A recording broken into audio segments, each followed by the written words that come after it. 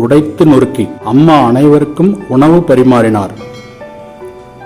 மகள் குழம்பை ருசி பார்த்துவிட்டு, அம்மா, குழம்பில் உப்பே இல்லை, சப்பென்று இருக்கிறது என்று கூறினாள்.